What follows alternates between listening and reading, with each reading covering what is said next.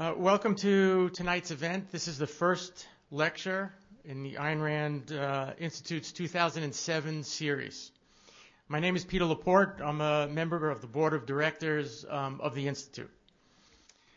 The Ayn Rand Institute is headquartered in Irvine. It's a nonprofit organization. All of our funds come from private donations, corporations, foundations, and the generosity of many individuals such as yourselves. We have donors from around the world. We're actively seeking funds to be able to continue this lecture series. And any of you that are interested in donating, the staff can help you after the lecture in the back. They'll give you a lot of information about the Institute and its website. A few announcements before we start. For students in the audience, the Ayn Rand Institute has a unique work-study summer internship program. You need to sign up by March 18th if you're interested. And again, you can talk to the staff in the back, and they'll instruct you how to do that. The next two lectures have already been scheduled. On March 27th, Dr. C. Bradley Thompson will deliver a lecture on the separation of school and state, a topic dear to my heart. I've been interested in education for many years, have a couple of schools in Orange County, and it should be an exciting lecture. On May 16th, Professor Adam Massoff will lecture on property rights in America. Again, something which should be interesting to everybody, especially in this day and age and what's going on in Washington. We'll be sending announcements out about the lecture. Everybody who has signed up will get an announcement. If you haven't signed up, if you would just sign as you leave, giving your address, and we'll either email it or snail mail it to you. Tonight, our speaker is Dr. Onkar Ghate, a senior fellow at the Ayn Rand Institute. Among his activities, he teaches at the Institute's Objectivist Academic Center. Dr. Ghate received his doctorate in philosophy at the University of Calgary. For the past several years, he's been at the Institute writing and lecturing on philosophy, and specifically Ayn Rand's philosophy of objectivism. Tonight's lecture is entitled Atlas Shrugged, America's Second Declaration of Independence. At the end of the lecture, Dr. Ghate will be joined by Dr. Keith Lockridge. He's a resident fellow of the Ayn Rand Institute and will be taking questions from the audience.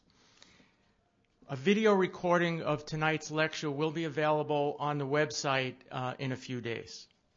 And now, please join me in welcoming Dr. Onkar Ghate.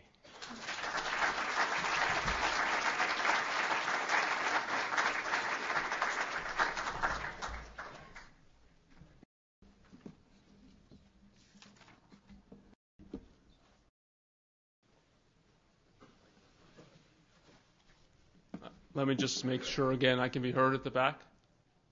Okay, good. So let's begin. The Ayn Rand Institute's mission is no doubt an ambitious one. We're trying to help bring about an intellectual change in the culture that will restore and revitalize America's foundation. And perhaps our most important activity in this regard is to get Ayn Rand's novels into the hands of Americans. And the most vital of her novels to get into their hands is Atlas Shrugged. Now why? Why do we believe that the foundation of America needs restoring? And what does a novel, a work of fiction, have to do with anything, much less with the course of a culture and the fate of a nation? Now, these are the questions I'm going to try to answer tonight. My focus is not going to be on the novels, on the details of the novel's story, and I'm going to try to avoid as many plot spoilers as I can for those who have not yet read the novel. My focus is going to be on Atlas Shrugged's cultural importance. Now, to understand that cultural importance, we must first rewind about 230 years to the birth of the nation and see what the American Revolution both accomplished and failed to accomplish. It's easy to forget how radically new an idea America is. The Founding Fathers invented a new form of government. All previous forms of government had concentrated power into the hands of the state at the expense of the individual. Theocracy placed power into the hands of priests and popes, who, as spokesmen for the supernatural, were to be obeyed without question. Monarchy placed power into the hands of a king or a queen, whose subjects lived and died by the ruler's edicts. Aristocracy placed power into the hands of a hereditary elite, who trampled on members of the lower classes. Democracy placed power into the hands of the majority, who could do whatever they wished to the minority. In all these systems, recalcitrant individuals were dealt with in the same way. They were greeted with the instruments of physical compulsion, with imprisonment, torture, death. The priests placed Galileo under house arrest and burned Bruno at the stake. The king beheaded Thomas More. The aristocrats trampled upon the individual peasants en masse, sometimes so that literally they could bathe in the peasants' blood. The Athenian democracy ordered Socrates to drink hemlock. To all such outrages, the Founding Fathers said, no more. They devised a political system that placed power into the hands of the individual at the expense of the state. The individual, they declared, possesses the inalienable rights to life, liberty, and the pursuit of happiness. The government does not stand above the individual as his master. The government stands below the individual as its servant. To secure these rights, Jefferson wrote in the Declaration of Independence, governments are instituted among men, deriving their just powers from the consent of the governed. And if a government trespasses on the rights of the individual, quote, it is the right of the people to alter or to abolish it and to institute new government, close quote. Now in the Declaration, the Founding Fathers were of course declaring independence from Great Britain. But more deeply, they were declaring independence from priests and from kings, from aristocrats and from the will of the majority. They were creating a sanctuary for individuals with unbowed minds, for the Galileos and the Socrates of the world, who were now to meet with a different fate. Now, what motivated the Founding Fathers to take the incredibly dangerous action of creating a new country? Why did they risk their lives, their fortunes, and their sacred honor? The key to understanding the Founding Fathers' motivation is that they were this worldly, fact-based idealists. As students of the Enlightenment, of Europe's Age of Reason, the Founding Fathers believed in the perfectibility of man. If man unfailingly uses his rational mind, and if he carefully studies and formulates the methods by which, in fact, human values and prosperity are achieved, then perfection, they held, here on earth was possible to man. This is precisely what the Founding Fathers did with respect to the subject of government. They painstakingly studied the forms and the history of governments in order to define a perfect method of governance. The result was the Constitution of the United States, along with its system of checks and balances, which were designed to prevent the emergence of any absolute power.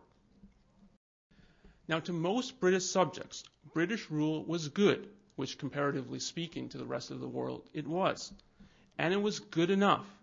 But to the Founding Fathers, good was not good enough. As idealists, they sought perfection. And when they saw the possibility for action, therefore they rebelled when few other men would have done so. Now, to burn with this type of idealism requires a profound self-esteem. It requires a spirit that wants to see perfection made real for itself and in its own life. Genuine self-esteem, not the we're all okay variety, is an earned esteem of one's own soul. It is the conviction that you are deserving of success and happiness because you are continually working to achieve these. If you wonder about the imposing stature of the Founding Fathers, of men like Washington and Jefferson, this is the key.